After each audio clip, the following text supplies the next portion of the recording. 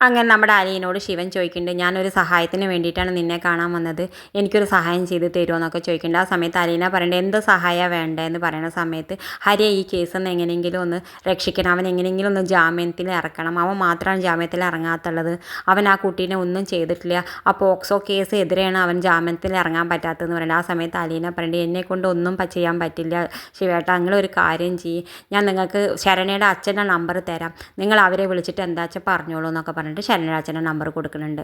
എന്തായാലും പിന്നെ നമ്മുടെ അലീന വായയിൽ ഇങ്ങനെ ബബിതയ്ക്ക് കൊടുക്കണം കണ്ടിട്ട് നമ്മുടെ കൃഷ്ണമോൾ വന്നിട്ട് പറയുന്നുണ്ട്, ഇപ്പോൾ കുറച്ച് പക്ഷാഭേദമൊക്കെ ചേച്ചിക്ക് തുടങ്ങിയിട്ടുണ്ട്, എനിക്ക് മനസ്സിലായി, പക്ഷെ വന്ന വഴി ചേച്ചി മറക്കരുത് എന്നൊക്കെ പറയുന്നുണ്ട്. ആ സമയത്ത് വേഗം അലീന കൃഷ്ണമോൾക്കും വായലൊക്കെ കൊടുക്കുന്നുണ്ട്, തമാശയ്ക്ക് പറയുന്നുണ്ട് നമ്മുടെ കൃഷ്ണമോൾ.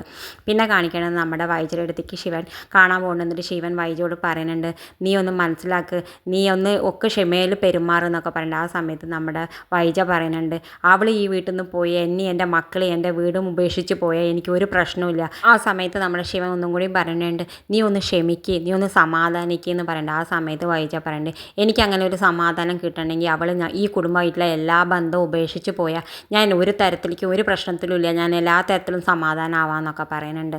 എന്തായാലും പിന്നെ ശിവന് മനസ്സിലാവുന്നുണ്ട് വൈജ ഒരു തരത്തിലും അടുക്കില്ല എന്ന് പറഞ്ഞിട്ട് ശിവൻ എന്തായാലും പോണ വഴിയിൽ നമ്മുടെ ശരണയുടെ അച്ഛനെ വിളിക്കുന്നു. ആ സമയത്ത് ശരണയുടെ അച്ഛൻ പറയുന്നുണ്ട്, ഞങ്ങൾ ഒരിക്കലും ഈ കേസിൽ നിന്ന് പിൻവാങ്ങില്ല, ഞങ്ങൾ ഏത് അറ്റം വരെയും പോയാലും അവന് പരമാവധി ശിക്ഷ ഞങ്ങൾ വാങ്ങിക്കൊടുക്കും, ഞങ്ങളുടെ മകൾ അത്രത്തോളം അനുഭവിച്ചിരുന്നു എന്നൊക്കെ പറയുന്നുണ്ട്. എന്തായാലും ഇത് കാണിച്ചുകൊണ്ടാണ് ഇന്നത്തെ പ്രൊമോ അവസാനിക്കുന്നത്. ഇതുപോലുള്ള പ്രൊമോ വിശേഷങ്ങൾ നിങ്ങളുടെ മുന്നിൽ എളുപ്പത്തിലെത്താൻ ഈ ചാനൽ ഒന്ന് സബ്സ്ക്രൈബ് ചെയ്യാൻ മറക്കരുത്.